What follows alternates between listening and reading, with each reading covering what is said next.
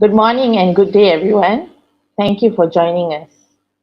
Today will be the second series of our webinar on action research by our esteemed speaker, Dr. Rashidah binti Rahmat from the English Language Teaching Center, ELTC, and I am Sarah, your moderator for today.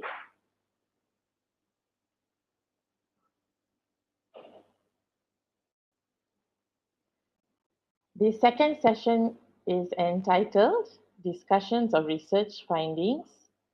This series of webinars will help you in your action research journey. What do you want to say?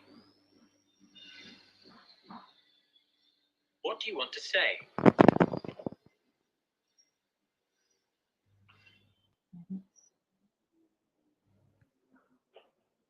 Dr. Rashidah Rahman is the head of the unit in the Research and Development Department in ELTC and has a vast experience in action research.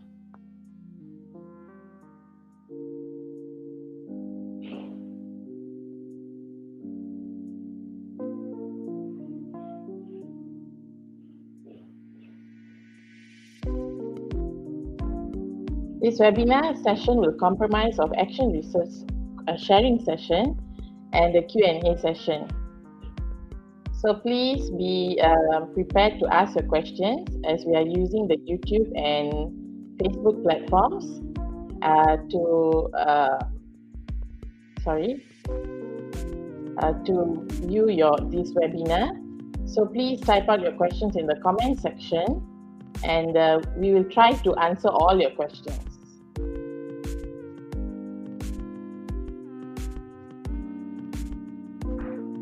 Okay, and a gentle reminder, please ensure that your internet connection is stable. And since you're, when you're viewing your internet connection, please ensure that you refresh if you are stuck. And how do you earn your SPL KPM credit hours? We will be posting a link later on your comment section, so that will be towards the end of the webinar, and please fill in and you will get a cert straight away in your email. And if you can't find it in your email, please check your spam. It might be in your spam mail. And to sign in your SPL KPM, please fill in the details and attach the certificate that you have received in your email.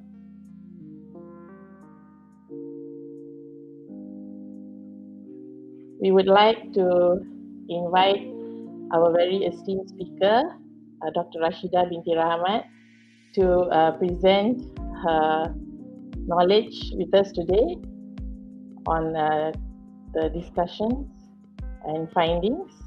So please enjoy the webinar for today. Hi, Sarah. Hi, dear. Okay, so it's good to be here after we left the first session in May. All right, and basically I'm just a normal lecturer who's just learning along the way. Okay, we are still learning, long life learning process towards everything, right? Okay, so hopefully today, Sarah, we can share a little bit of information so that you can, the viewers, especially teachers, can have a better perceptions and ideas on what is action research. All right. So basically, I will touch on how we go about the discussions of your research findings after we have covered a few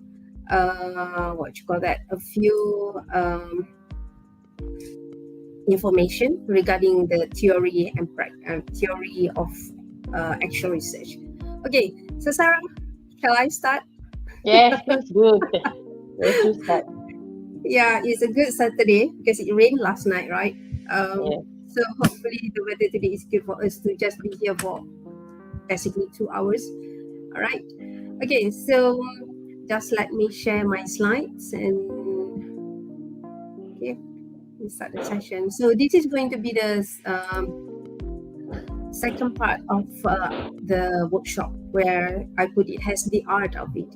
Okay, when we see art, the word art, it invites good vibes, beautiful things. Normally, art will be so, meaning art will be covered with beautiful things, and we are imagining good images, good things coming up towards our way. So that's why I put it has art of actual research. Okay. Now, basically, today I hope that from the session, all of us here can learn a little bit on how to analyze the data and reflect on them, and at the end of it, share the results. Okay, so just to recall what the whole concept of the two sessions that we are going to have, the first one in May and now today. So the first one, we covered a little bit about the basic concepts of action research, where we looked at the definitions, all right, the models, and the strategies or the steps, the stages that you are going to go through doing action research, and plus the some of the instruments that you might be considering to adapt in your classroom research. Okay, and today we hope that we can analyze a little bit of data, then follow up with you present it and share it with others, and the final one, hopefully that you can publish your work. Okay, so basically today when we talk about data, I do understand that the word data will be like the thing that most of us English language teachers are afraid of, because the idea of having data with numbers, statistics, and so on. All right, so rest assured, because we are not looking at actual research in the perspective of the traditional research. All right, because traditional research, as mentioned in the first session, is basically more on you looking at others rather than looking at yourself. Okay, so actual research is basically you looking at your own self, your own practice. Okay, so, and how reflective you are in terms of doing it. Okay, you carry out it, the action, and then how you reflect on your own actions. All right, so I will not work on the analysis of data in terms of working with what you call that, high statistical analysis. So don't worry, dear friends. Okay, I love to call my audience as my friends. Okay, because we are friends even though we are not meeting face to face. Okay, so based on the first session that we had, okay, we were able to reflect. Hopefully, you are now able to reflect your own practice. Okay, you reflect on your own practice, and along the way from May to July, you are able to do some literature review, some readings, and hopefully you have a little bit of data with you. You have started data collection from your own practice. Okay, from your own practice. Okay, so today we look at data analysis a bit, reflect, share, and the next journey, what will be next? Okay, now when we talk about analysis, what will be the rules that we are hoping from the analysis? You know that data is data. Okay, it can be something that is big. How big is that? Big is very subjective depending on the context that you are dealing with. So we want to analyze it in a way that we want to break it down in a small component. Okay, break it down so that other people can understand. Okay, they can understand what are you trying to present, what are you trying to share. All right, and another one that we hope that the data will summarize, okay, in a way that is you are showing it in a right manner. Okay, reliable, correct. It's not just simply do it and that's it without you going through the right way. Okay, the data must be presented in an accurate way. All right, dependable as well. All right, and basically when we look at data, we want other people to be able to interpret and make sense of it. Okay, now it's like us trying to cook something. All right, let's say you want to cook curry. Of course, you have the big idea curry, so you need to break down on what are the ingredients that you need. Same thing with analysis of data. Your data is big one. So how are you going to go down and break it into something that is understood by others, and you yourself can understand what are you trying to share, okay, or display. Okay, so and basically if you look at the third one, that interpret to make sense, trying to make sense, all right, the to the answer, so what? If I have all the chicken, all the whatsoever ingredients in front of me, so what? What am I going to do with them? Of course, I know that I will be cooking curry. So the same thing here. You have data gathered, you collected the data from your own practice, how you go about doing.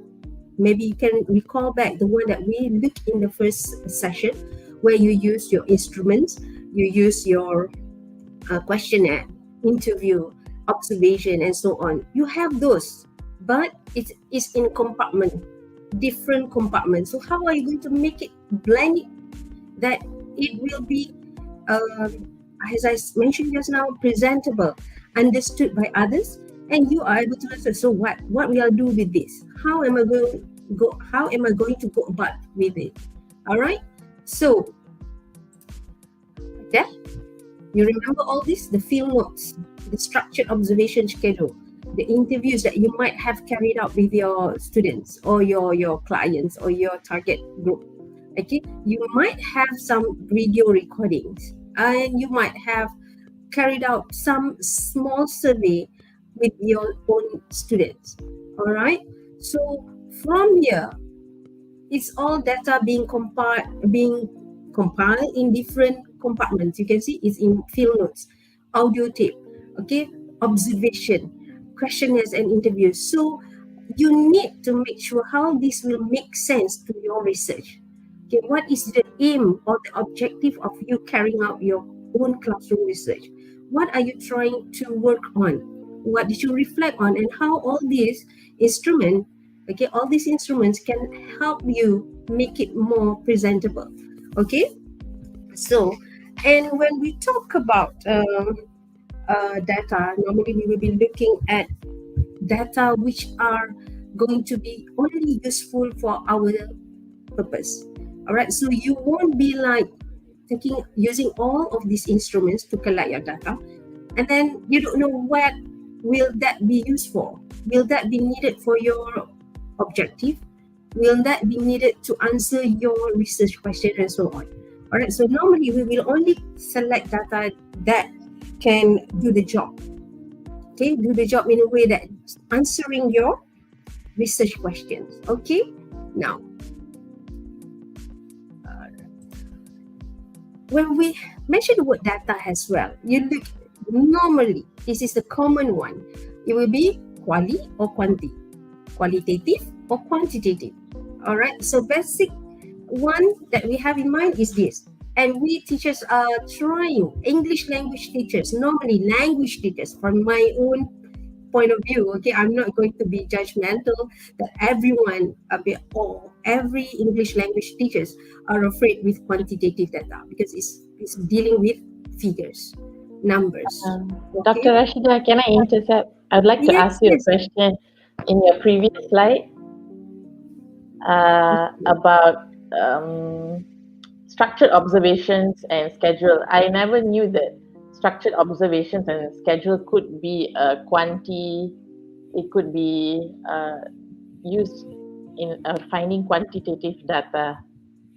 Oh, okay, Sarah, I will explain on that. It's a good question, but okay, I did show this in the first session.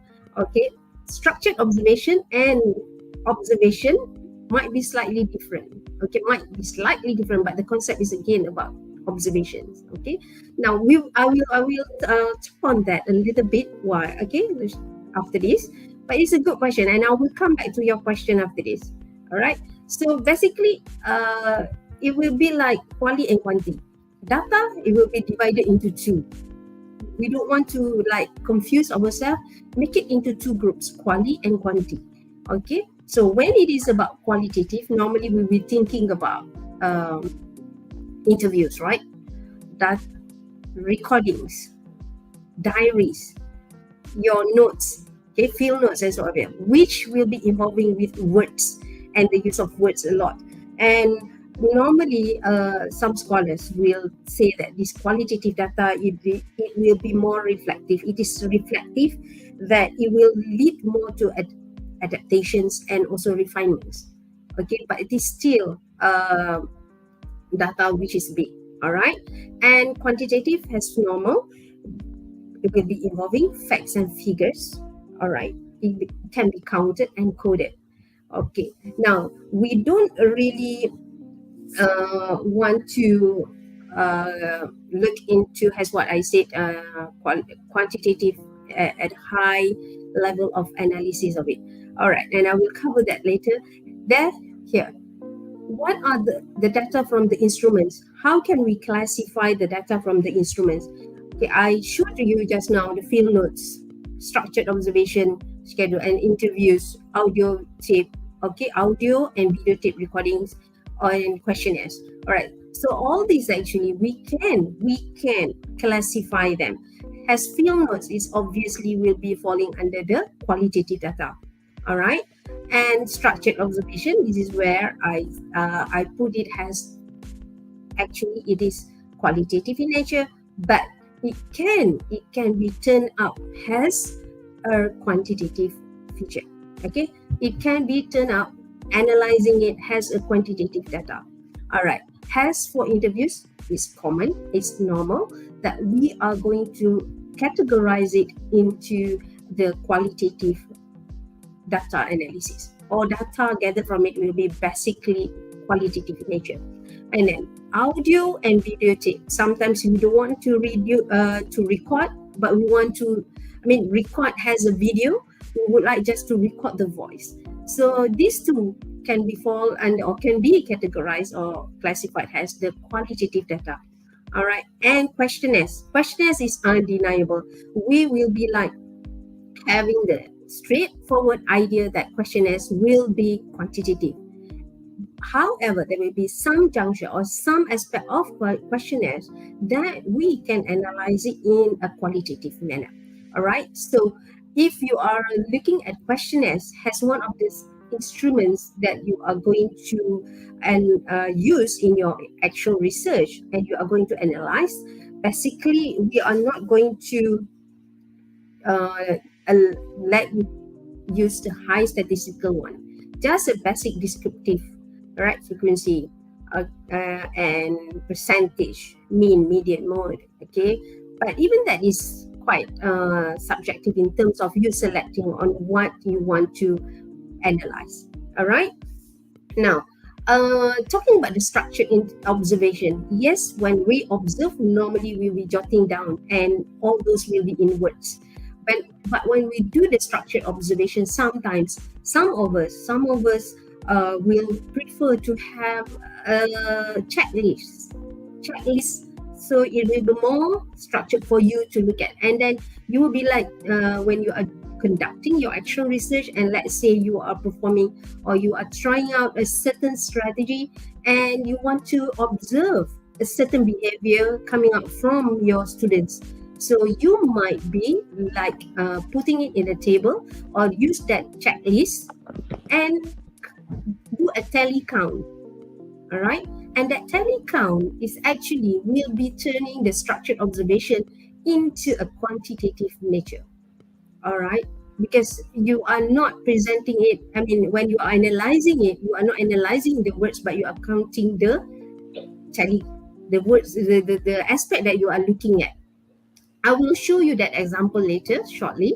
All right, so these are basically the type of instruments that you might be using or you might want to try out, and what are the analysis that you can try out with all this data. All right, so and let me just give an example, because when actual research, as what we shared in the first session, basically your RQ is quite important. It is important actually on how it will lead or channel your focus. Okay, so I would like to share one example here. Let's say this is going to be one of your research questions. Okay, let's say this is going to be your research question. It can be 1, it can be 2, it can be 3. Okay, depends on the person or the teacher or the practitioner himself or herself. All right, so we look here. If I involve the children, this is one example. Okay, I involve the children in the series of reading activities where they must differentiate between facts and opinion. To what extent will this enable them to read newspaper critically? So there will be a few aspects here which are really focused, if you notice, right? We want to look at example that which is really straight to the point and zoom in, more focused, small, okay, manageable for the teacher to really conduct. Okay, so what will be the aspects that we are trying to see? Okay, I have already highlighted that. You want to look at the series of reading activities. That is what you want to try out, the strategy. Okay, and then where they must differentiate between facts and opinion, you want to look at how the transformation of what to what. Okay, maybe before this, okay, they are not able to differentiate, but now you want to be more focused between facts and opinion. Your students having the ability to differentiate this. All right, and to what extent? And to what extent your strategies will enable them to read newspaper critically. Okay, there are obviously 3 aspects here that you would like to look at. All right, so what will the instruments that you might be needing for these 3? Okay, so we have in mind the one that I showed you just now. So maybe we can just go straight here. Okay, so the one in red, data collection. How are you going to collect the data? Series of reading activities. Of course, you might be needing recordings. Okay, or you might want evaluations. This evaluation, it can be using like the format might be like a questionnaire, survey, but then it's not asking about anything but focus on the reading activities that you are going to try out. All right, and you might want to know how your students differentiate between facts and opinions. How are you going to look at the data? What data will you be needing, and what are the evidence you want to refer to? Of course, you will need to look at the students' work. It can be written, it can be oral. Sometimes when you are conducting this one of the reading activities with them, you might want to ask them to do certain tasks, completing a worksheet, all right, or you want them to respond verbally. So how are you going to do that? You can look at their work if it is written one. If let's say oral, you can just maybe do a field notes, all right, check or reflect on it, or just take a note. All right, observe what is happening when the conversation is happening between you and your students or among themselves when you are conducting one of the reading activities with them. And the last one, enable them to read newspaper critically. Recording. This is like you might want to consider your whether you are able to manage this or not. Recording in terms of what? Recording using the videotape, or how is it going to be like? You are going to record just the audio? You need to decide, because I just give example here. So whatever you need to really determine whether recording it will be audio or video, you will decide. But you want to look at how far the series of reading activities that you have tried out or you have prepared for them will lead to another improvement. All right. So one improvement here is for you to try out your own practice, trying out a few series of reading activities. Maybe all this while you just do what? Read aloud. But maybe after pondering or reflecting on your practice, that read aloud is not that impactful, is not that interesting. You want to try something out. When you did your reading, or when you went out and meet your friend, you got a few ideas, so you want to try here. All right. So basically, what will that strategy that you are trying out with them, and how will that be giving impact on your students? When I use the word impact, some people will be thinking impact, it must be big.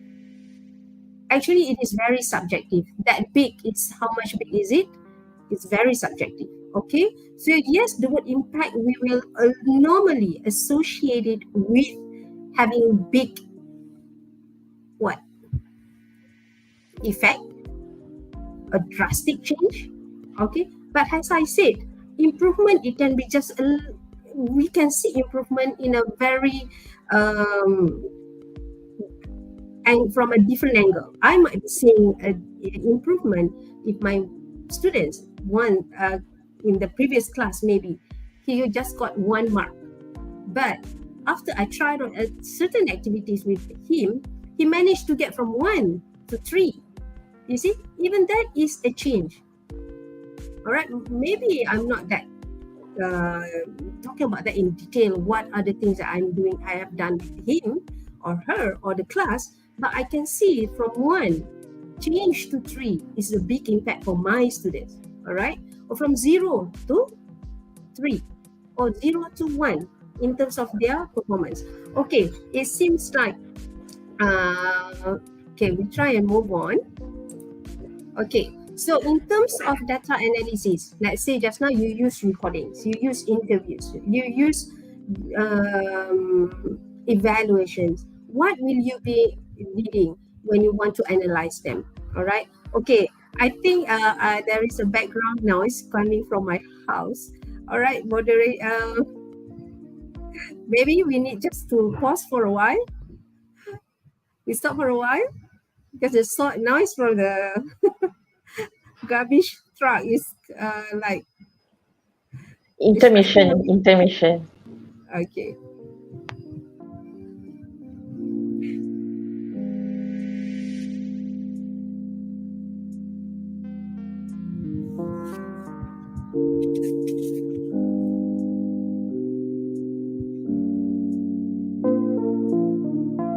Okay.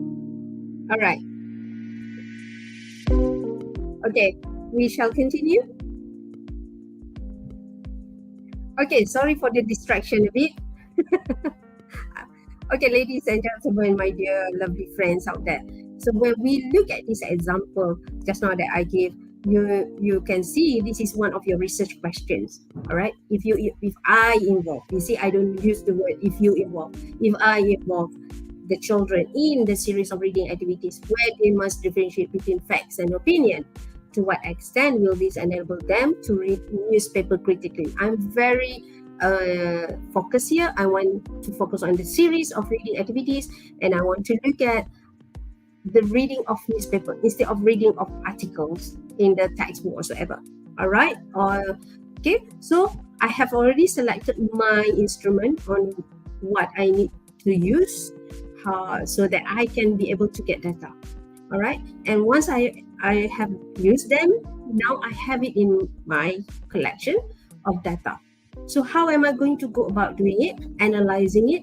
So I will be thinking of, since I use recording, okay, and I use evaluation, there may be a moment that I need to look at the themes, okay, thematic analysis in terms of thematic, in terms of the content and discourse, and I might be using statistic a bit. All right. So because I use evaluation as one of my instruments just now. So this is how you decide upon what you want to look at and how are you going to collect the data, the instruments, remember? So what you want to look at here is very obvious, reading activities. 3 things here you want to look at, I want to look at, and then I also have determined or decided upon the instruments that I would like to use, and then I have a better idea than what data are this, so that it can make my analysis easier. All right. So thematic, content, discourse, and statistic. These are all the terms that we will normally come across when we are dealing with quality and quantitative data. Thematic is normally the one that if you have a recording, and then normally recording either. Okay, let's say I give one example for the audio recording. Okay, I will be listening to it, and of course, listening to it only will not be helping me at all because I can't see. Listening to it only, it will lead to more difficulties for me to see whether the data I have collected will be answering my question, my research question, or will be answering my doubts and whatsoever. All right, so I have to listen to it and then type it up. All right, so from the recordings, okay, we look at here the recording. I go back to the previous slide. All right. Okay. From the recordings, I need to listen to it. Okay. The next step that you will need to know is what you need to know to do. What do you need to do with the data? Okay. From the recordings, you need to listen to it and type. This is what we call the has verbatim. Okay. Type exactly what you listen to. Okay. And then from there, after we have already pulled out all the audio into a written form, this is where you are going to pull out the themes. What come out from all the recordings? Okay. And then from the students' work, I need to check as well. So I might be having a checklist for me. What are the students' work that, especially written and oral? Still, you need to look at the content. All right. And statistics, because I use evaluation. All right. So don't be scared of with the word statistic here. Again, I will just be thinking of using a very basic statistics, which is going to be descriptive. Okay, ladies and gentlemen, when we have this data with you, there will be what I call it has another research episode going on in your life as a researcher. All right. Practical steps. You have the data with you now, you have collected it, you have tried out, and then you have asked your students. Now is for you to study the raw data. This is what I call the raw data. Okay, and you have to pull the meanings. Don't just keep it in your computer or keep it in the recorder, keep it in the video, then you don't look at it, it won't give you any meanings. All right, and you have to present it. So 3 simple steps, rule of 3. Okay. So we will try and have a look next one. So what are the types of now my mouse is giving me a problem. Okay, this is what I call as example of raw data, qualitative data. All right. If you can remember from the first session where I actually asked all of you, the first moment that you joined the session, for you to respond to my survey or Mentimeter, all right, on how do you feel about research, if you can remember this. And this is actually the one that I managed to extract from the responses. Okay, these are the responses. This basically there are about 36 responses, all in words. If you notice, this is what I call as raw data. I can see, I read it, but if I don't do anything with it, it will not give me any meaning. All right. But when I looked at it at the first glance, actually I managed to catch up a certain or a few themes, a few items, or a few points that will be good for me to group them. All right. So this is what I call as example of raw data in terms of the nature of qualitative. Okay. And let's say if I use the evaluations, okay, the evaluation for my, in terms of me to seek answer my research question, okay, let's say this is the evaluations that I ask to my students. Okay, this is just an example. It might be not reflecting. Okay, you can see numbers here. Okay, and this is just in Excel. All right. So now we have like the use of Google Form is quite famous. All right. So you might be making or using your evaluations using Google Form, and it will automatically be transformed into Excel file. And sometimes even Google Form, you can, when you look at the results, they have already summarized everything for you. But you need to know what is behind it. This is the raw data. All right. You will understand better if you are able to look at the data itself as per such. Okay, rather than accepting wholly from the summary being given by the Google Form. All right. We'll look at next. So, what do you do next then? Okay, now this is what I told Sarah that I will come back to your question. Sample of observational data. All right. This is one example taken from an educator who's looking at how the meeting is being conducted among the teachers. All right, who said more, who said less, and what are the aspects being highlighted in the meeting. So if you notice, it's just observing but very structured. Okay, these are the elements: action, the curriculum, on what are the aspects, okay, errors, and so on. And then it's just a tally count. All right, if you notice the figure with like 111 and then cross 5 tally count, you remember? And this is how at the end of it, the two last column where you are turning the observation into the quantitative nature. All right, but this thing is like not presentable at the moment, still raw data. Okay, it's still raw data. Okay, some example. All right, some examples taken. Now next one, after we studied the raw data, okay, whether qualitative or quantitative in nature, you need to pull out the meanings. All right, as for quantitative, normally we will be looking at themes. What are the emerging themes? Okay, what are the emerging themes and some incidences? All right, and what are the trends? You will be looking at those things. Okay, if let's say the recordings are just in the videotape or just in the audio tape recording and you are not doing anything with it, you can't be extracting any themes, or you can't be noticing any incidences, or you can't see any trends. What is actually happening when my students are trying out or doing the reading activities that I have prepared for them? All right, so I need to like extract it, and so it will be easier for me to see what is actually happening. All right, so in terms of my qualitative data just now, all right, I noticed that, based on the responses given from the audience, what do they feel or how do they feel about research, I managed to extract a few themes, and I will share with you shortly. All right, so when it is quantitative data analysis, the evaluation, I will decide upon, because you have the say to really decide on what analysis you want to do, looking at the data that you have. So in quantitative data analysis, I will just be using basic one, descriptive one. People will say this descriptive. So you are looking at frequencies, how many, and then how percentage. But again, if you are doing research with your students in the classroom, which the number might not be more than 30, so descriptive, the basic one, is acceptable.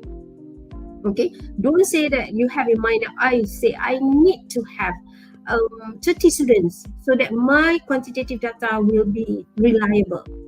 All right, it will not be that. So we will talk about that later. And actually, when you are doing actual research per se in your classroom, you are highlighting the one in your context. All right, so people cannot question you why the number is not, or what the numbers of participants are who are responding are not meeting up to the basic requirement for quantitative nature of data. You have the justification, all right, because this is actual research. Okay, and then inferential. Yeah, this is high level of research that we try not to scare teachers who are just starting, who have the idea on how to start a research looking at their own practice. So this inferential will be like something that will pull their or demotivate them. We don't want that. So try not to use like so high level of statistics like MANOVA, ANOVA. Those are all not really required for actual research. Okay, so you just use a basic one, descriptive, acceptable. All right, but you need to know what to take out and what not to. All right. Now, let's say this is an example. Okay, I would like to apologize for the beep because I think that's the step of my cats just now. Okay, when I was doing this. All right, so this is what I extracted. How do you feel about research? So the raw data that I showed you just now, I need to present it. I need to extract what does it, the meaning behind all these responses. Of course, I have to read all of them. That is the basic thing. Same thing goes with you. If let's say you are giving questionnaire, but at one part of your questionnaire is the open-ended, you have to look at it. You have to look at the responses given by your students in the open-ended questions. That is where questionnaire, part of it can be qualitative in nature. All right. So let's say I will be looking through this all 39 or 36 responses. All right. And what are the things I managed to see, the patterns? Okay. Or what are the responses, the common ones? I'll be like, okay, I have decided here, I noticed most of them found research interesting. Isn't it good? Yes. Okay.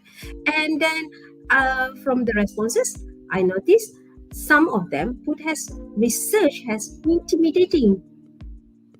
Maybe because of their experience. I have no justification why they put as intimidating that.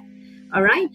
Thrilling is thrilling because in the responses given here, the 36 responses, okay, when I analyze, these are the themes that I managed to pull out.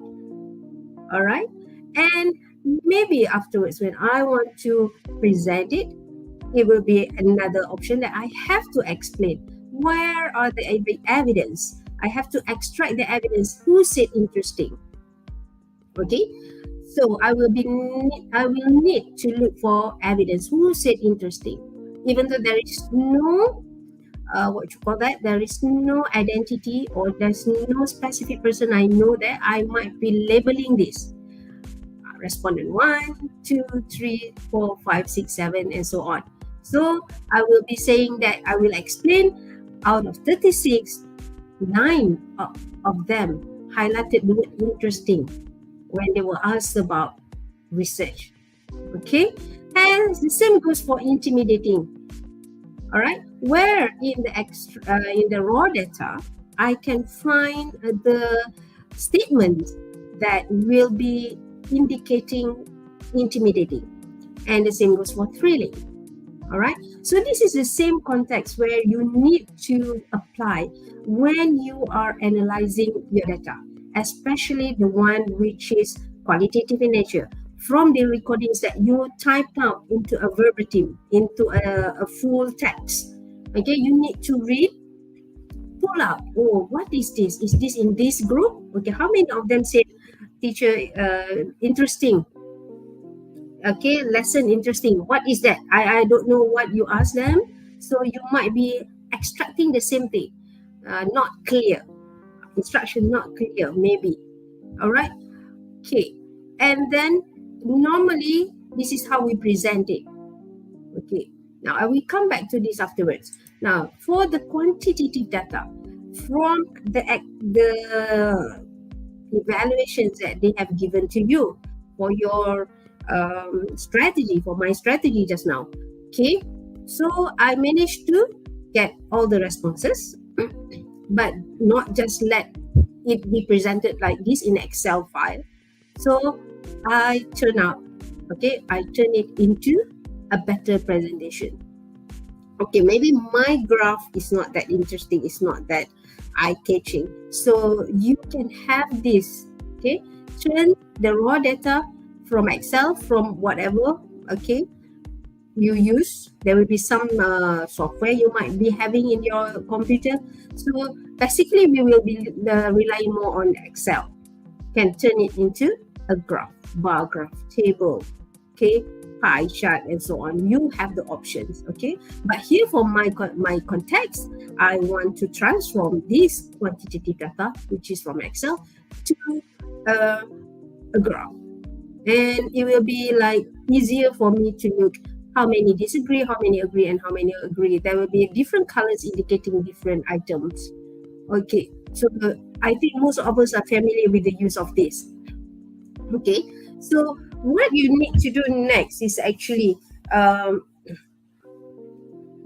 each time from the raw data you manage to extract this. Okay, and you need to provide evidence. I go back to the slide where the raw data is basically about the qualitative data. So don't just leave it like this. Okay, put it in a beautiful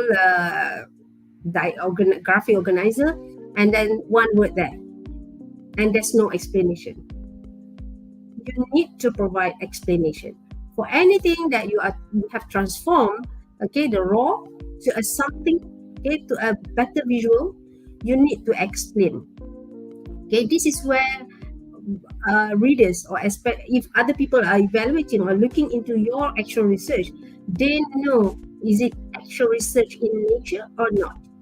Okay, you will be explaining this, and then you will be reflecting it later on. Okay, so don't just take it to make your report beautiful, but there's no explanation, hoping that the reader will understand it themselves. Self-understood. You look at it, oh yeah, these are the things, 3 things. That might be 3, I might be needing another more. You might be having more. So you will need to explain, display it, or present it nicely, but it must be followed with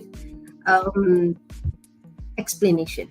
Okay, now there will be one more question that normally people will ask: whether your data is reliable, whether your data is valid. All right, okay, this is what we call the triangulation. Okay, ladies and gentlemen, my dear friends, if you notice just now when I showed you the slide on the instruments, there are about 5 or 6 instruments. So as for a good researcher, you don't rely on one instrument per se. All right, you need to triangulate. Okay, if you are using just observation schedule, okay, it won't be giving that strength that your research is having good foundation, having good support. All right, if you are saying my students enjoy, okay, my reading activity, so based on my observation only, or based on the scheduled observation only, I just do the tally count and then turn it into a percentage, or count the number of times students are participating or producing whatever. So it will not be enough. You need to triangulate. You need to support. All right. Normally we will advise you can have 3. 3 will be good. So observation, and you can have questionnaire, and you ask your students for their comments. So this will triangulate your conclusion later on. If you see, yes, the reading series that I have I carried out with my students in the class are acceptable, or maybe are interesting based on my students' responses. If you just say that without having evidence, then it will not be strong enough to make claim that your reading series or my reading activity series is a good one, or is giving impact on my own practice. Okay, so if let's say we're going to use interview, just put interview here. You triangulate your observations with interview. So interview, you can do it individual, or you can do it as a group, focus group. If you think that calling each and every one of your students to be interviewed will be taking time, call them as a group. All right, and make sure it's not just only one question and that's it. You will be probing them with more and more in order for you to know whether your reading series or whether the reading activities that you have carried out with them will be giving a good impact or not. Right? And the same thing as questionnaire responses. Okay. Normally when we are looking at the questionnaire, there will be in research per se. Okay, you need to go a certain process. You need to pilot it. You need to make sure that the questions are valid, reliable. Okay, so you might need that, but then it will not be as in depth as you are doing a traditional research. It will be good if you have questionnaire adapted elsewhere, okay, and you want your other you may ask your other friends to double check whether your questions in the questionnaire are simple to be understood by your students. All right, will the questions be giving you reflect on what you are trying to find out? Okay, all those things you need to consider. The language that you might want to use. Okay, let's say even though we are teaching English and our students are not able to really understand all the words in the questionnaire, then your questionnaire will be pointless. Okay, there will be a different structure for questionnaire for secondary students and primary level students, even for the university students. Okay, you need to make sure your questionnaire is something that is suitable for your target audience. Okay, as I can recall, let's say if you are teaching primary, maybe the responses, instead of them writing down, you want them to just respond to the smiley. Okay, it depends. Or you want them, instead of them writing, you want them to just paste the sticky notes or the sticky or the what you call that? I think I can't remember the word. The stickers. You can provide them stickers so they can put where is the level of their enjoyment or the thing that they love most. Okay, with your strategy or with the strategy that we have tried out with them. All right, so when you are having questionnaire, you have to make sure it really fit to your target audience. Don't simply say, oh, I found this questionnaire in a journal, or this is a good question, and you take it in bulk without you adapting it, without you adjusting it. Then it will be something that is not correct for you to do. Of course, you have to filter the questions that you need to ask your students. You can't be taking everything, even though it is adaptation of instrument, but you need to be selective. All right, and there will be moments that you need to make sure, even let's say you are translating the question or the item from English to BM, because you want to make sure your students are able to understand the questionnaire or the item. You need to have another person just to double check whether you translated it correctly or not. Okay, it's not like you just use it. Google Translate it. Then is another headache for you. So it is better actually for you to have it, check it word per word, okay, and ask someone else to check for you. All right. Okay. Now, as for the participants' comments, it might be coming from the interview. It might be coming from the recording. Okay. You might want them to just say in a sentence or 3 sentences, what do you think of this activity? All right. Or you want them to write. Depends. Okay.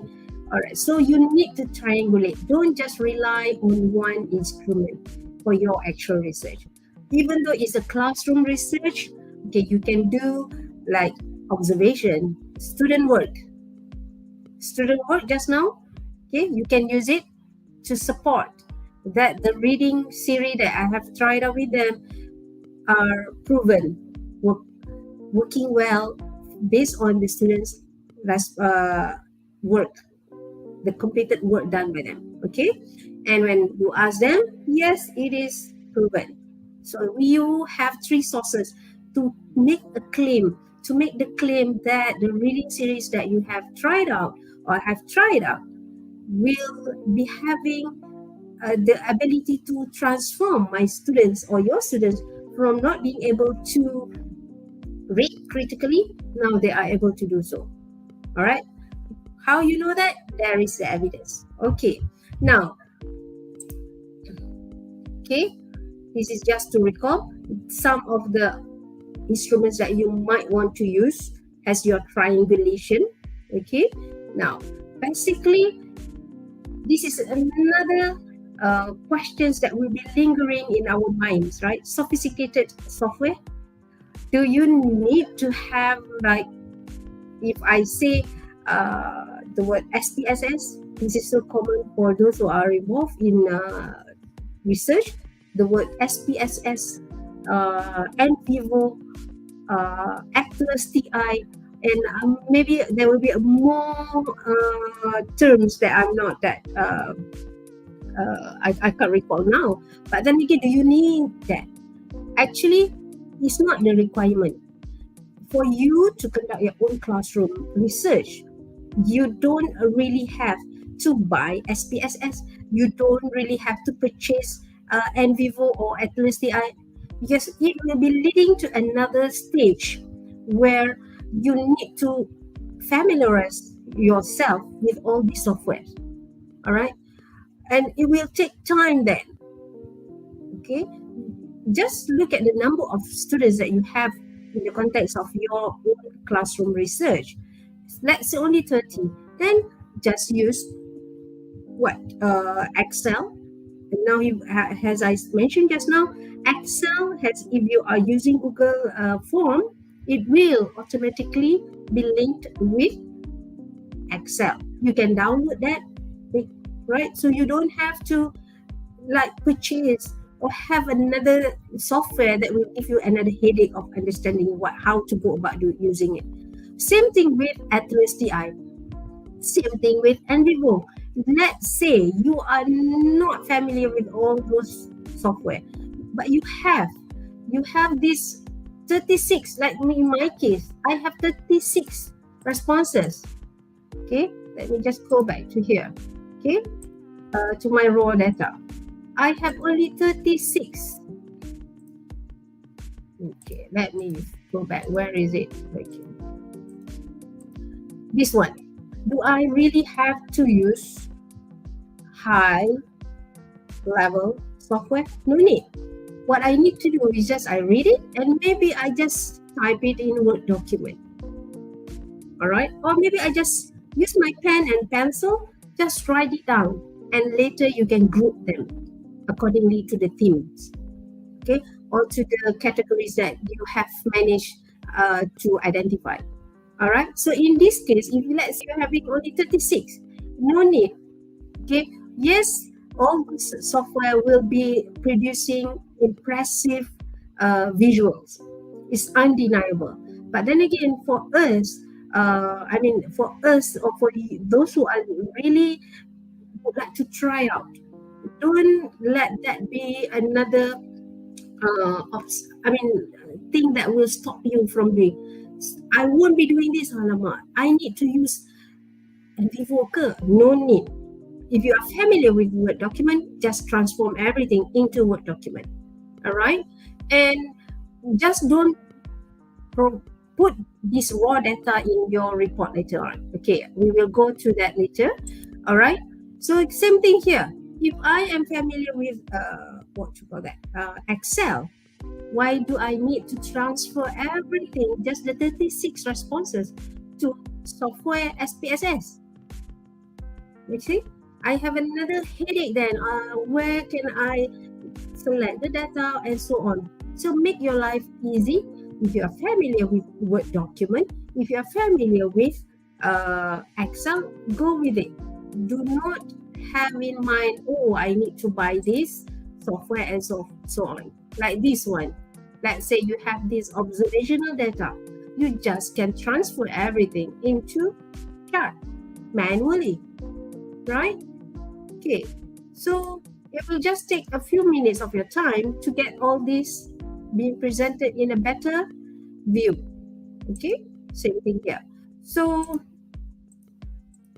I guess the issue of you having sophisticated or software is not the thing that you need to consider in your process or your journey of conducting actual research.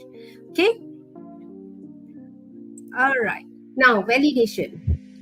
How do you know? Let's say I have already pulled out the meanings that I gathered from my data regarding the reading series activities.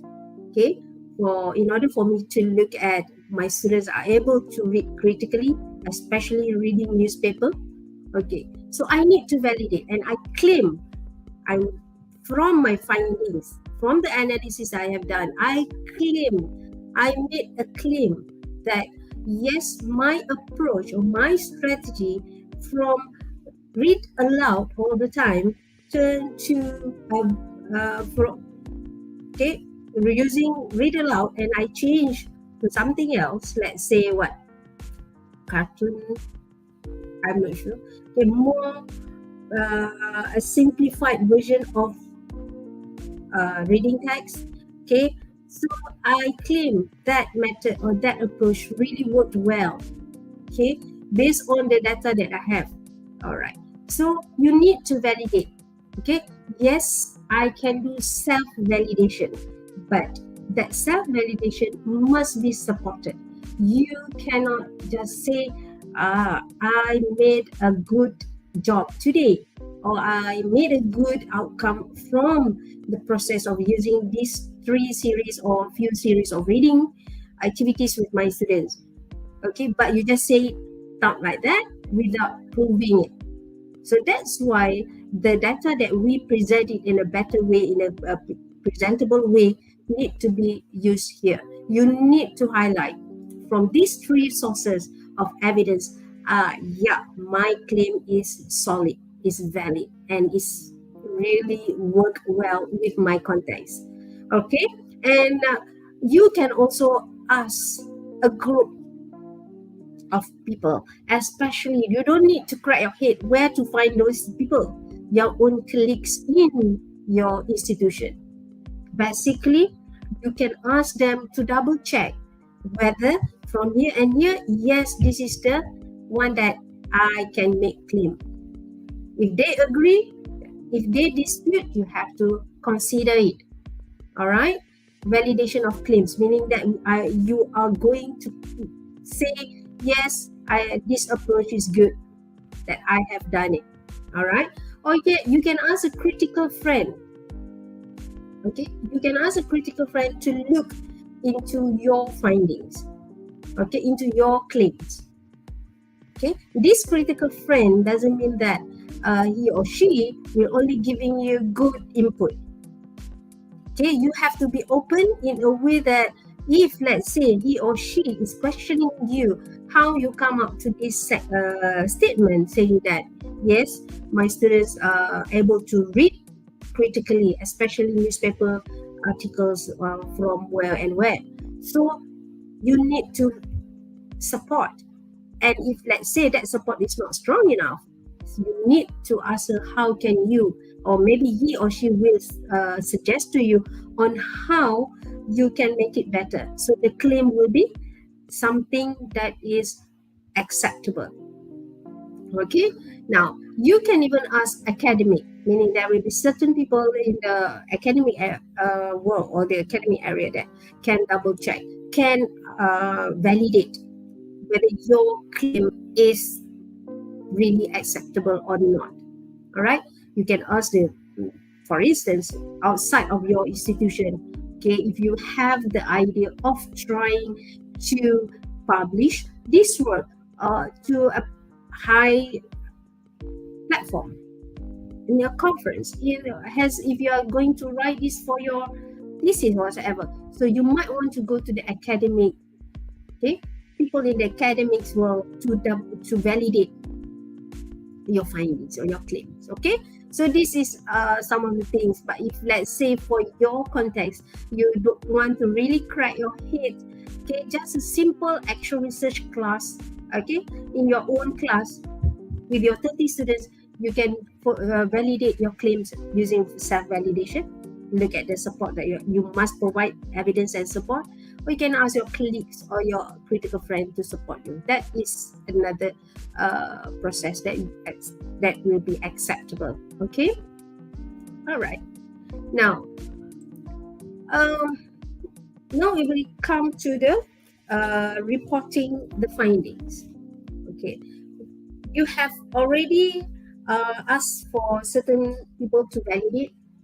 Okay, good, yes, not good, and you have already reflected on certain things, on certain stage of your intervention. All right, okay, you now know whether you can publish this or not. Okay, you know that. But then again, if you decide just to stop that and not doing anything with it, it will be pointless as well. So it will be good actually when you have conducted or you have carried out just a simple actual research, just for you to try out. But you keep it to yourself. You keep the data in your computer. You analyze it. Yes, you go through that, but let it be there in that folder. Okay, it will be good actually for you to report. Report in a way, report the findings. Think about the idea of when you are going to report it, it will be a good thing to be shared with others. Okay, I do understand that some of us here that have the thinking, okay, I don't think so. My research or my activity is interesting enough to be shared with others. Dear teachers, we need to change that mindset.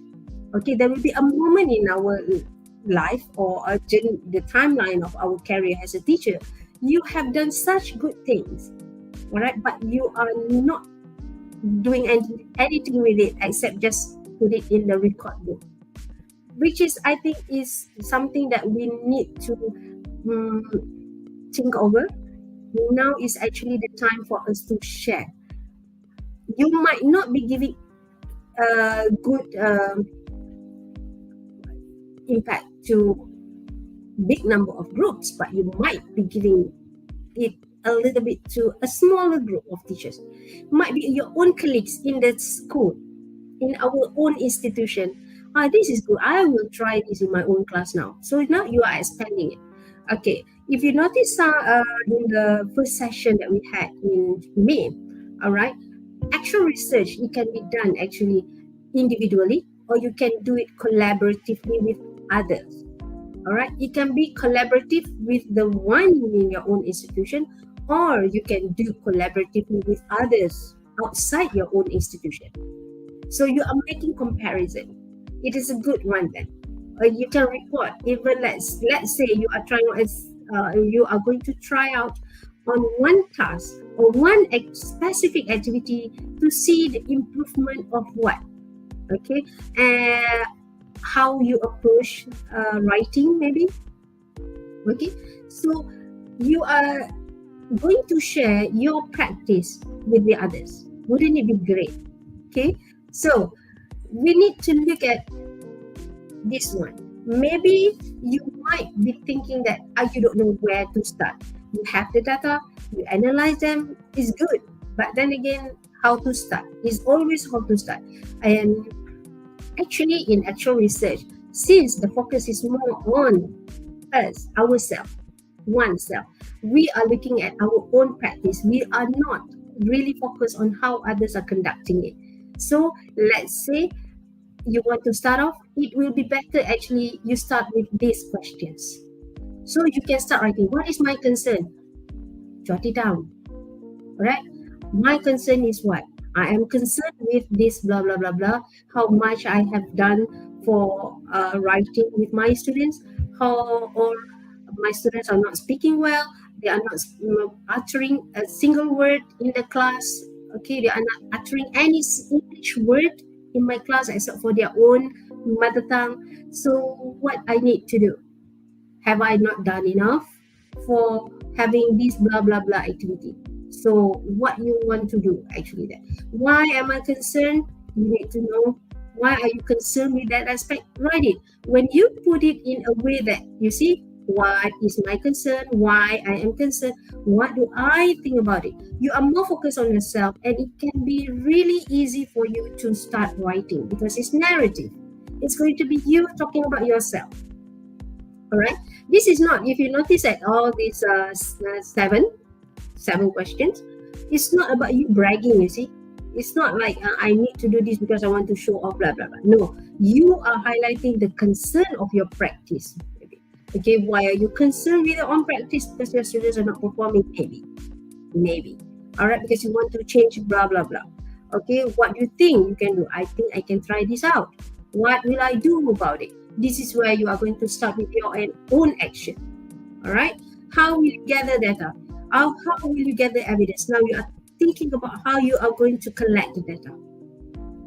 Okay, and I want to show that this strategy that I'm using is actually giving me some change in my own practice and also my students' behavior in the classroom.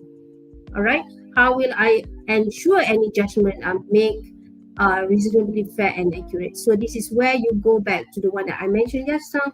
You validate it. Okay, you validate it and look at all the instruments that you have used, whether they are the one that are good, or actually you shouldn't be doing that. You shouldn't be recording. It will be good just for you to ask them to write AC in terms of asking them for feedback rather than recording them. Or actually you need to think that. Okay, now what will I do then? That will be another thing. Okay, what I will do then, meaning that you will reflect, how will I ensure and how will I get the evidence? What I will do, start off. All right, okay.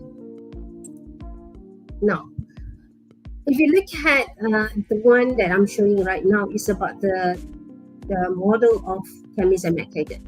All right, you might want to go about your reports by highlighting the plan as such. Okay, just now you can start off with these 7 questions. All right, to start off with the report writing. Okay, and then you might want to just use this, the simple one, plan. What is your plan? Maybe you are planning this based on your reflection from what? From your own teaching of reading. Okay, and you start with the act. What is your action? You start off, all right, it's very direct here, and then you observe. Okay, so basically when you are doing this, you reflect. Write it down. It's not just asking you to look at the model and okay, my plan is that, but then again, I won't be doing anything with it. If I do, I won't be documenting it as well. So it will be a waste, my dear friends. So look at your plan again.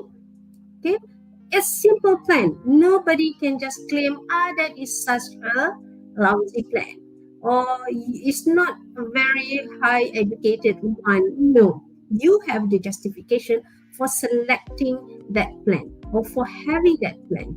All right, so even your act, okay, maybe for the first one, the first cycle, you are going to say, this is my first tryout for the intervention. So you might want to try one activity and you will act and observe it and reflect on that one activity. So from that one activity, you might want to revisit. So that will be another cycle based on one activity. But okay, I have a question before this, meaning that where do you stop? All right, your cycle, if let's say chemists and McTaggart should have 2 cycles, okay, can you have more than 2 cycles? It is actually up to you. If you plan to have just 1 cycle, will it be acceptable? Yes. Is it acceptable if you only report on the first cycle only? There's no issue on that. Carry on. Okay? Report on the first cycle itself is already a good start, my dear friends. Okay, rather than you are not doing anything, you try so many ways, okay, so many strategies, so many approaches, so many activities. Do it. Start with it. All right. So, and if let's say, how long you want to do this? How long the first cycle will be? Again, there's no specific time. Up to the practitioner, up to the teacher, up to me. How long I will take to try out my first reading activity. Okay, and people cannot question why I only 1 week. Let's say I want to try the first cycle only the first week or for 1 week. Will that be a big issue, a big problem? No, because that is the manageable time for me to do it. Then that will be the manageable time that I can conduct the activities. Okay, that is why the plan is more important. It's really important. You need to plan even when or what you want to carry out that activity. Sometimes we don't really think of it as actual research. next week I plan to do writing narrative. But you plan it out. How are you going to? First, you want to show video, and then you ask them to brainstorm, blah blah blah blah, and so on, so on, so on. Okay, that might be video is the one that you added into your practice. So you want to see how the use of video that can trigger or can assist your students writing is a good start for you to look at your own practice. Because all this while you might not be using any technology at all. That will be another one. And how long will you need to look into that trial of using video to has a scaffolding session for your students? It's up to you. All right. So maybe in cycle 1, I use only one video for my writing. A cycle 2, I decided that I need to reflect on that. Maybe that one video will not be enough. I need to use another video on what aspect, where, and I need to revise the plan. So that is where I will go to the second cycle. Again, it is optional. If let's say I just want to stop and reflect just on the first cycle, again, it is acceptable. All right. So the report format, sometimes people will be like having in mind, I don't know how to go about it. Because can you share the template? Can you share? All right. So basically, you may want to start by looking at some examples from any of the documents, such as book, journal, on how they report their actual research. So I will just show you the sample that we have in mind. All right, so you can have it into a few sections. Normally, a big heading like introduction. Okay, you start with the background, introduce your teaching context. My teaching context will be different with others. So because I am going to explain here who are mine, where is the location of my institution, for instance. Okay, and then my concern, of course, will be different from others. So that's why I put that my. Is it wrong to use the subheading as my concern? No. Okay. What I hope to achieve, again, still acceptable if you have the heading with what I hope to achieve. Okay, rather than to just answer the research questions posed in the classroom research or in your report, you might have another hope that you want to achieve from your strategy, from your classroom research. Okay, and then the action. Okay, all right. Data collection and data analysis, actually, and the interventions. We give allowance here for you to share what are your interventions. Okay, like say in the first cycle, I will just share the use of video as a scaffolding. All right. Then we look at the results. You need to present the results. You need to have the section of the results so that people would know what is that you have carried out the action. So what? You see. Then you will be asking, others will be asking, so what if you have the action only? Share the results, findings, present it as the way which is presentable and good for the eyes to look at. Don't just put the raw data. Okay, the screenshot that what I did just now, screenshot and put it in one JPEG form. These are the results. No, put it in a presentable way, chart, bar graph. If you want to provide any pictures as support, you can do so. All right, but that one can be put in the appendix. All right, and then the reflection. What is slightly different actual research from the traditional research? Is that you need to actually offer reflective critique. You need to critique yourself. But it is reflective, okay? You must show that somewhere in your reflection that you have looked into the strategy and how it affect or how it influence your practice. Okay, your teaching and learning, the common one to the one that you have tried out. Okay, and then you must also show there is a transformation. It must be harmony, transformation between theory and practice. Okay, theory says like this, but when you try out, what is it like that? Okay, now the implications on teaching and learning has the conclusion, how it what are the things that can be good for the pedagogy. All right, and you can recommend.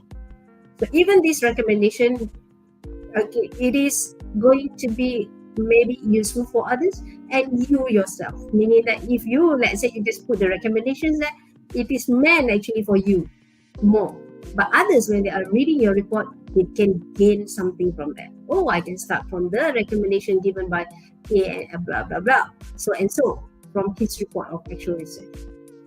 Okay, so don't be worried about the report. Basically, when even, let's say, you are going to present your report to your principal or to your immediate superior, so you can have a basic one like this. All right, now we go on next.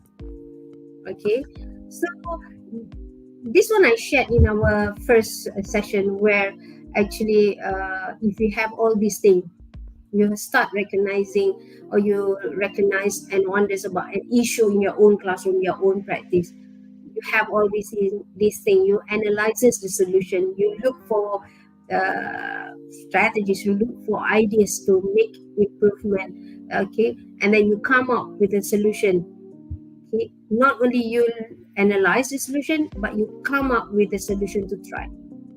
Okay, you brainstorm for a few ideas, then you extract, or you zoom in, or you specify on one specific thing that you want to solve for the issue. All right, and when you have started to collect and analyze the data and think about the possible reason, so your role is now transforming or moving from a teacher to a researcher. Okay, so don't feel shy to claim yourself, I'm a researcher as well. All right, okay, now share with others. You have the report template, let's say, and you have the idea on how to go about presenting the report. Now don't keep it in your folder, don't keep it in the folder of your in your computer. Just stay there, leave it there, beautiful for you to look at only. Share it with others in a way that it can be just at institutional level, your own school, in your panitia meeting. Okay, that will be the basic one. You can go for national level, then a little bit higher. Go for any conference. Okay? Join in any dialogue whatsoever, or present it as a group if you don't want it as individual. All right, and international. This is where I guess some of us are trying not to. Okay, trying not to. But for your information, the bigger audience we are sharing with our documents or our findings, you are giving more to others. The more you give, the more you get, right?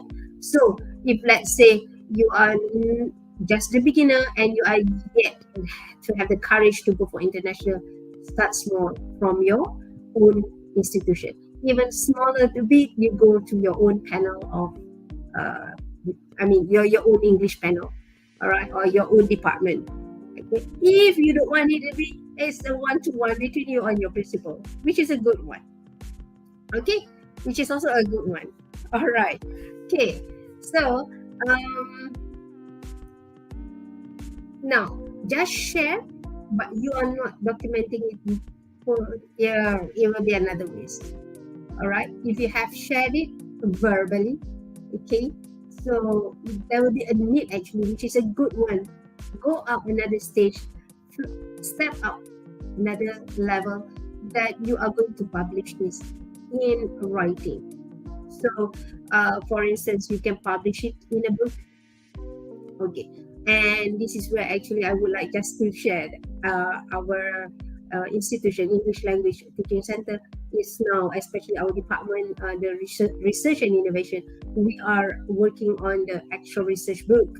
So hopefully this thing will continue throughout not only this year, for the following years as well. So if you think that you want to publish as a chapter in a book, you can contact us. All right. Don't be afraid. This is not a good one because I just have one cycle to report. No, even one cycle, it is a good thing for you to start and share with others. All right. So if let's say you are more towards trying out to write up in a journal, you can submit even to our journal. There might be other journals as well, but if you want to write up to share your findings, your results, your actual research findings in a journal, you can also publish with us. Okay. However, when you want to publish as a journal article, okay, there will be some requirement that you may need to add in. Okay. If you notice, just now I gave out this one has the basic report format. All right. If you are writing for a journal, you need to add in a literature review. Okay. You need to add in a literature review. If you can remember, even from the first session that we had, I did share what is the role of literature in your action research. Okay, basically, it will help a lot, my dear friends. Okay, you will have a better, reflection. Okay, you may have a better support for your claim, meaning that from your reading, you can support it. All right. So sometimes even from the readings, you are able to find what you want to do with the intervention. All right. So if you plan to publish for for journal, add in a little bit of literature review. Okay. And how I think you need to know for actual research report and any other article for journal writing, the number of pages. This is the concern that we receive from our writers. How many pages? Okay, normally you can't be exceeding it more than 15. All right. So even your AR report, if you look at this, only 4 main headings. Okay, if you start writing it down, it will go up to 10 pages. So it's a good one. All right. So basically, okay, to start off, you need to start now. Okay, don't like, okay, I have data, I have collected, and so on, blah, blah, blah, but can wait later. All right. So,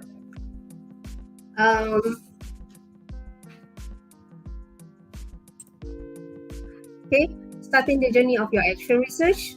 Don't wait, my dear friends. Okay, because I know all of you are good teachers who have the desire you want to improve your practice.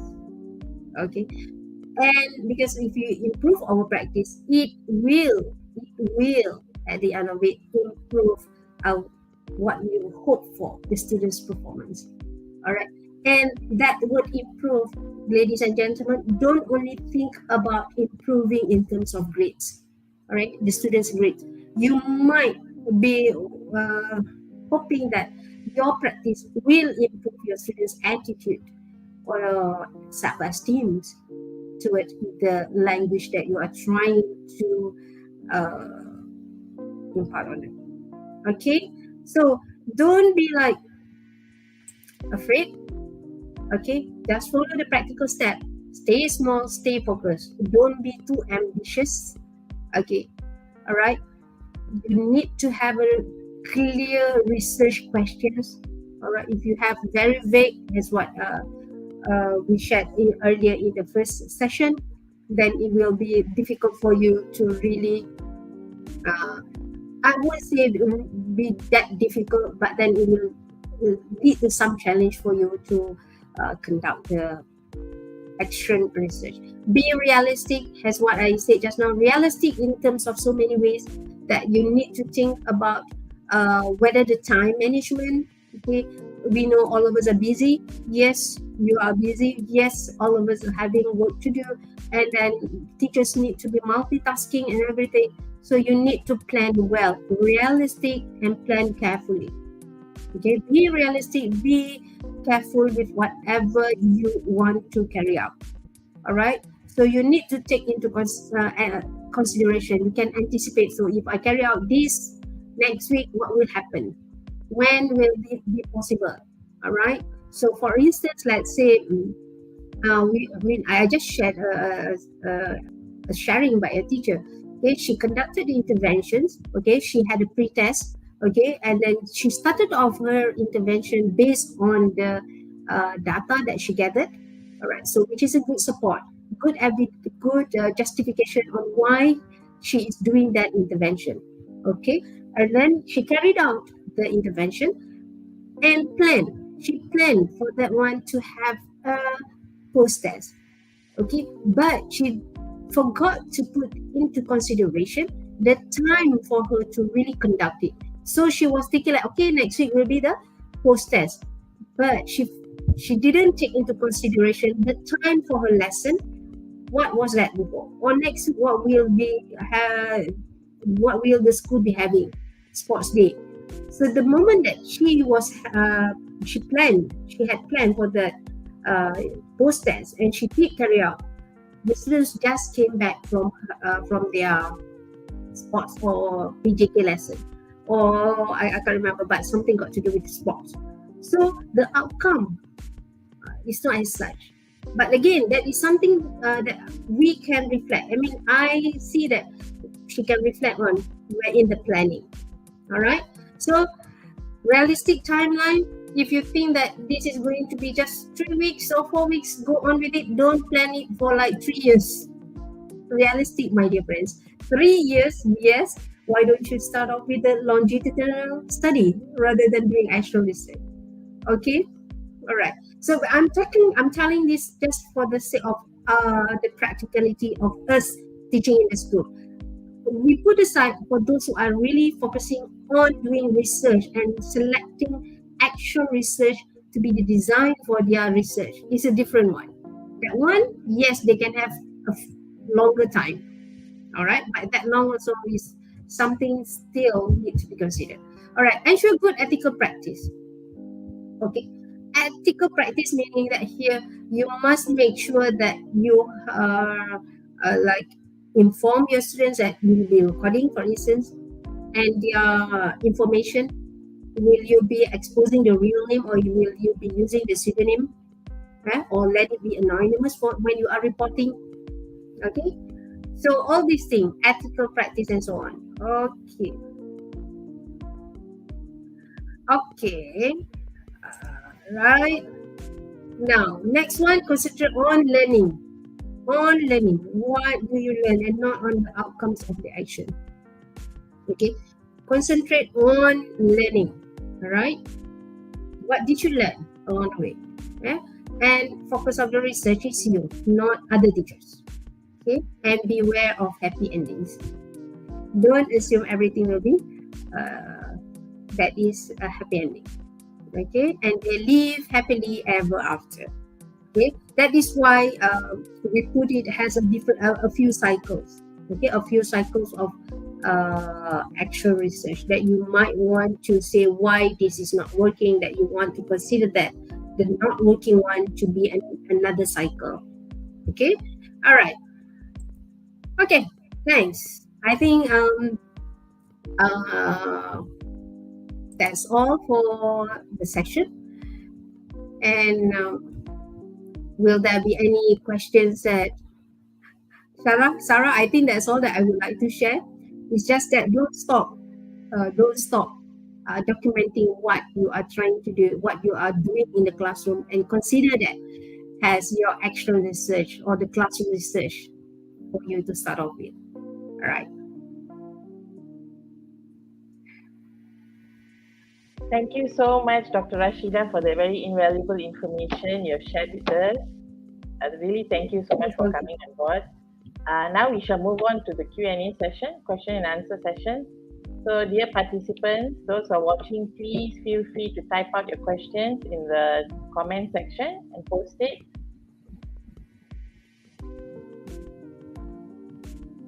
Okay, by Renuka Devi, is there any collaborative research group specifically for English language and Muet alone? Do kindly share. Thank you.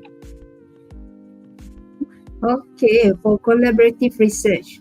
Okay, if you want to make collaborative group for English language or Muet alone, I think if you want to have that being created, it will take another long time for you to start with your own actual research. You start first, and then maybe you can invite others. Then that can be a collaborative research group. Maybe let's say maybe this Renuga, you are teaching in Form 6, I bet. All right. So you are teaching in this particular school in Negeri Sembilan. So you have another colleague or another friend who is doing it in the same state, Negeri Sembilan, but different districts. You can collaborate, work together. Okay, that can be done as well. You try this activity, or maybe you are having the same issue. Students are not speaking. They are supposed to sit for Muet, right? Speaking is one of the elements. So you notice the same issues with you and your other friend in another district, same state maybe. Okay, so you can work together, discuss. Okay, I'm having this one, and the same thing. So why don't we try and find a way to start off so that I can improve my way of teaching speaking, all right? And then your other colleague in the other school, in another district can also do the same. And then you can discuss. And when you want to present, you want to share the report and everything, you can do it collaboratively as one report. No problem. So you need to state that this is what. So a collaborative one. If you think that collaborative work with other teachers from another school is a difficult one because you don't have the same timing, or you have, the schedule for the schools are different, right? Start off with your own team in the school. Okay, but is there any, especially for English, I don't think I have the answer for that. But you can start off with you. Everything can be started off with you first, right, Nuga? Okay, so maybe from there people will see, oh, this is a good example. Then it will other people will be able to copy that as well. Meaning copy the effort, not copy the whole idea of that. The whole report and everything. Yeah, I hope I answered that one. Yes, very clearly. Okay, we shall move on to the next question. Okay, Hairi Fakri, doctor, is it okay if our AR only has qualitative data, like only interview results and observational notes? Yes, there's no question on that. Meaning that people cannot question you if your actual research is having fully qualitative data. All right. Basically, if you think that you prefer to have interviews, okay, and you can also have only the observation notes, go ahead with it. But it will be better if you have another one. Maybe here is for Hairi, you can interview, you can use your observation notes, and you can use your students' work. Okay, you need to triangulate. Normally, when we triangulate, we have odd number, right? We better to have 3. So maybe one here, you can add one more, analyzing your student works. When you are analyzing a document, and that will be document analysis. So it is qualitative in nature. All right? Okay. Okay, we shall move on to the third question. Zarina, doctor, can our colleagues' comments or views be part of the data triangulation? Yes, ZRH. Zarina, I bet. Okay, yes, you can. You can ask your colleagues, because just now, if you look back at the slides that I have shared, you not for triangulation, validation. Okay, it's actually colleagues comment or views part of the data validation. All right. So you validate your findings or your conclusion or your statement by asking another friend to look at it, and then maybe your other colleagues will be able to notify you. Oh, you should be putting this in order to make your statement stronger. Okay, you should be adding this on, or you should be putting this in another subheading. You see, that will be a good one to validate. But to triangulate, normally we will be using referring to the data. Okay, the data triangulation. Okay, data triangulation. Okay, how do you support your data? Is it only per se on one data, or you have a few data sources? Okay. Okay, next question.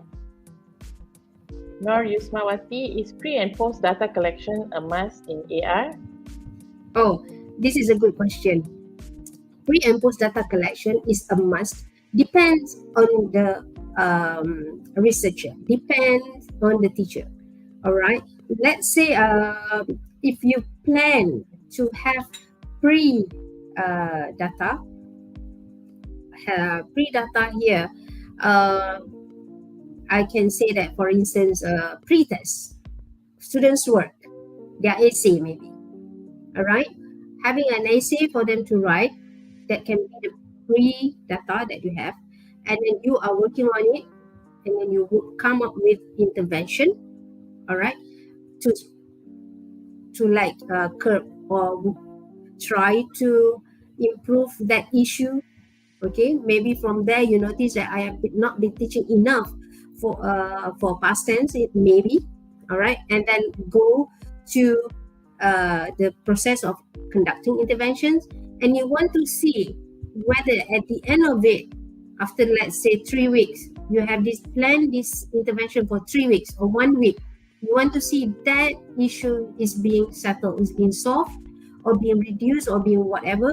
You want to carry out a post test that can be conducted as well.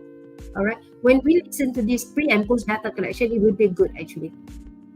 Okay, and we look at the word pre and post. Actually, our mind will be like straight away be channeled to the pre and post test, right? Okay, so this pre and post test is a good one. That is one of your data triangulation, meaning that you have the evidence.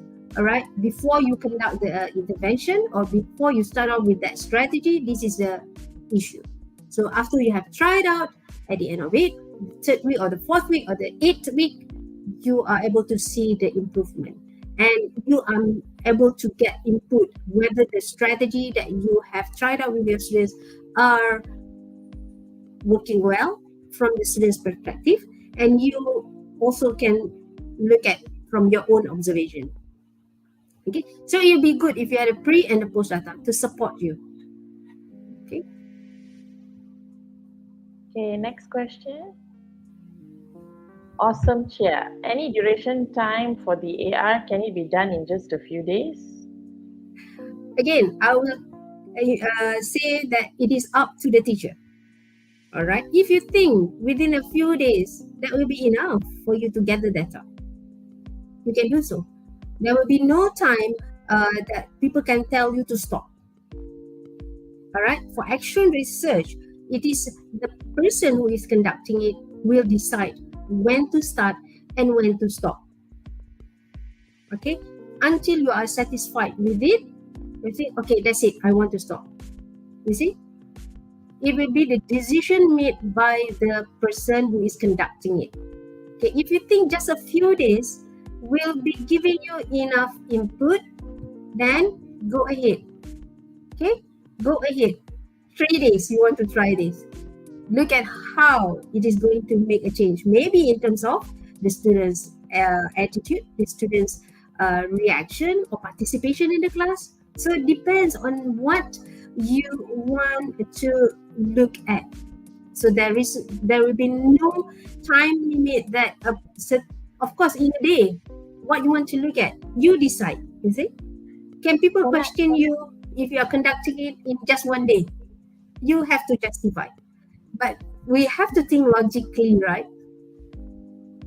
Maybe you want to have a first try. Okay, let me try and use games for my reading to make them more engaged with the text. So first day trial. Look at another one. Still the concept of using games, language games, and reading. So you want to try out. Okay, let me try another day. 3 days. If you think 3 days are enough for you to get feedback, we'll leave it to you. All right? Okay.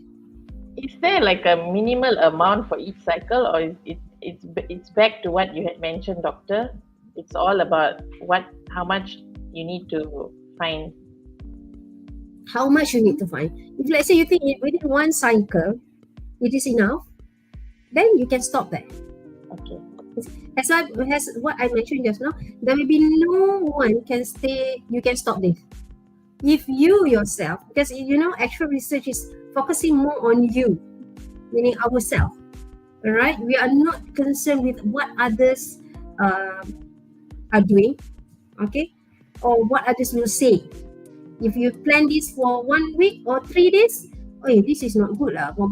You might want to consider that, but it is you who will be deciding when to stop and when not to stop. Okay. Okay, we have other questions as well. Nur Halinda Halimi, Dr. Rashidah, can LR secondary data validate our triangulation of data? Okay, secondary data. Okay, here in can LR literature review, secondary data validate our triangulation of data. Normally, when you want to triangulate data, it will be basically based on the instruments that you are going to use. All right, your data collection, the instrument that you use. Literature review will support you in a way that you want to justify why you are focusing on this concern, why you are doing this strategy, all right, instead of a strategy. All right, so literature review, secondary data, right? Yes, from your reading it will help you, but then it will for you to triangulate your data, it will be something that is not so related. Because when you want to triangulate your data, basically we will fall back to our instruments that we use. All right? Okay. Any other questions? Do we have? Yes. Okay. Sharon Lita, doctor, I have a question. What is the best time frame? How many weeks to carry out? Okay, similar question. Yeah, quite similar. I mean, you decide. Has a person who is really in the situation, in the context, you know when to start.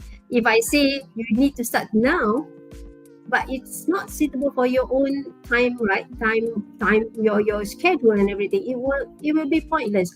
And you actually who will be deciding when to start. All right. If let's say your school admin instructed you need to start this actual research. Again, you need to plan. It's not like the instruction coming today, you need to conduct it tomorrow.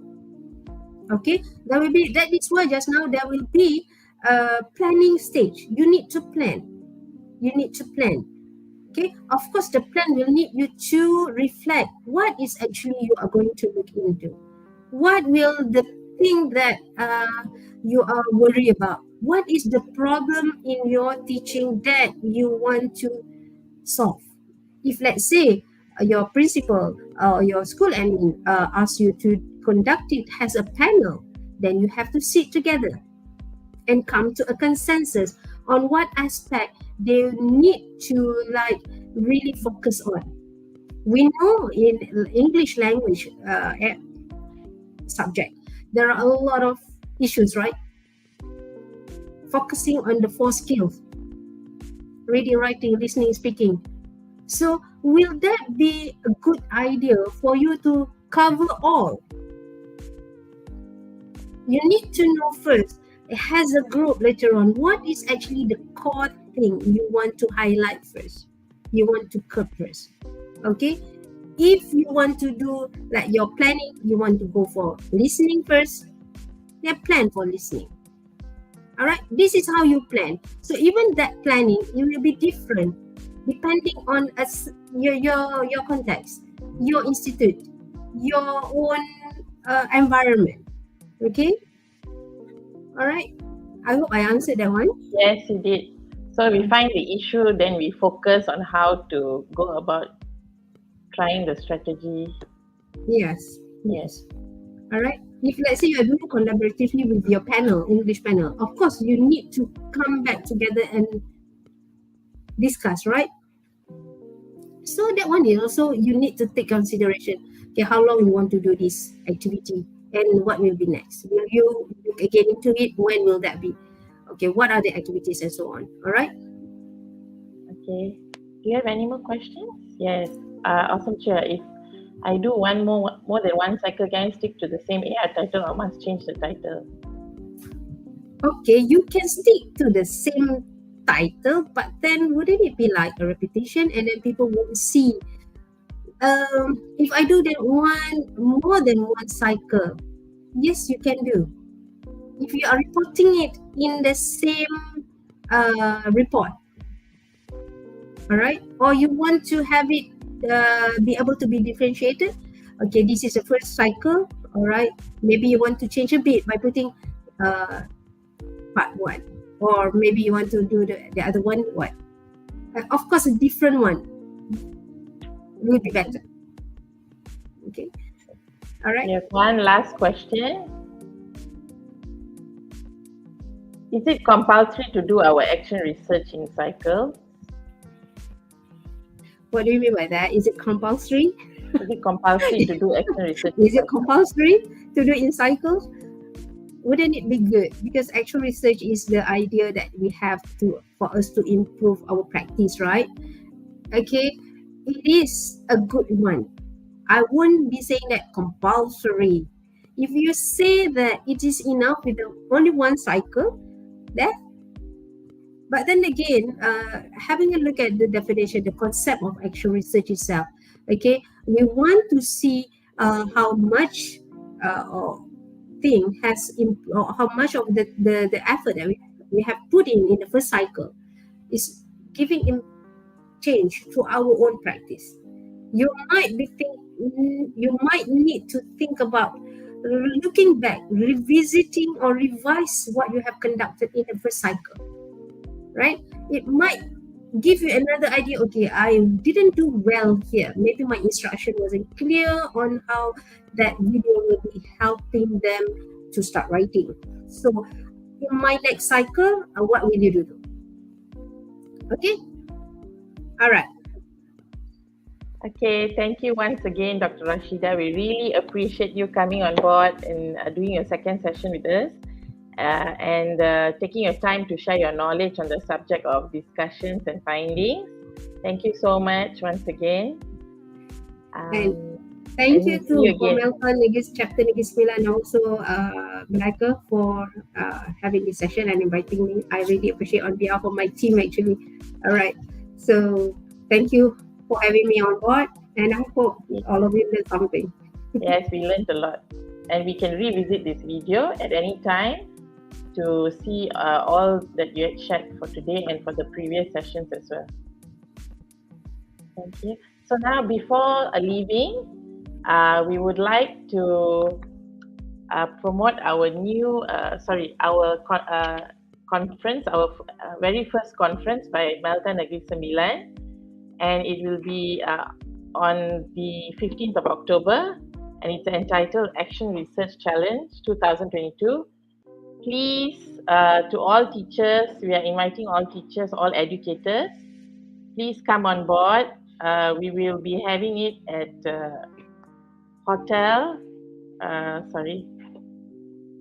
at the Royal Chulan Hotel, and you will be able to register. The event will be an action where you can present your action research when you've gone through all the series of videos, and you can participate individually or as a team. There'll be also a workshop conducted by our special speaker, Dr. Rashidah, and also Dr. Hairul Aini from ELTC. And please join us if you would like to learn on how to conduct action research in the classroom. And presenters will be, to become a presenter, you will need to pay 100 ringgit and an additional fee of 50 ringgit for additional team members. The fee charged includes breakfast and lunch, and a certificate for publication in Malta or ELTC journals. You can get your you can get your papers published in these journals, but only accepted papers.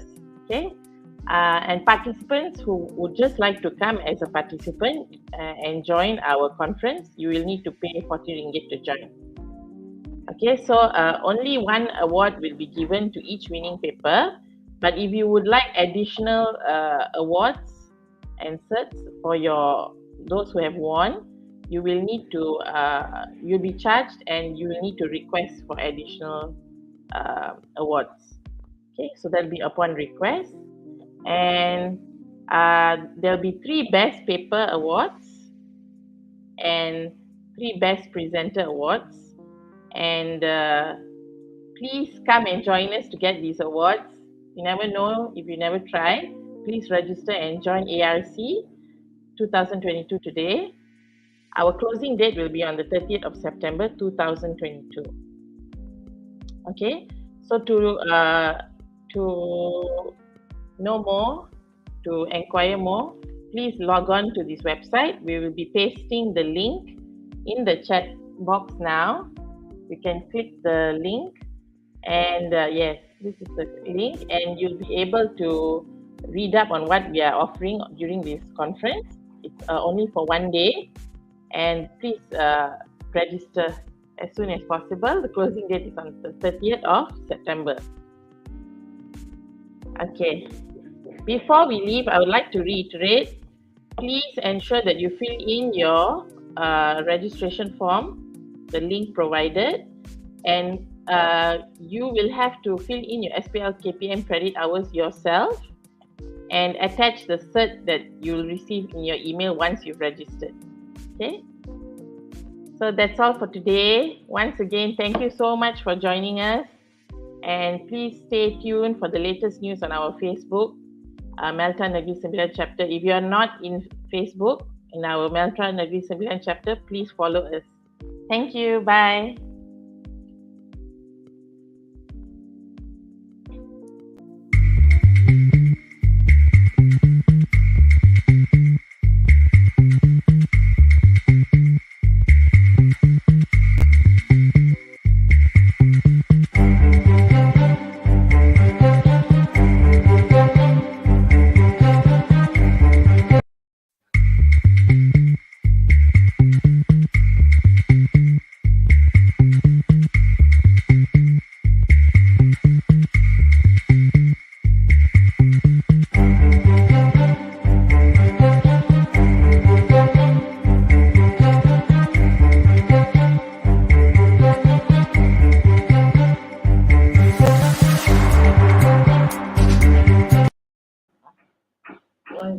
Because the comment was on your YouTube.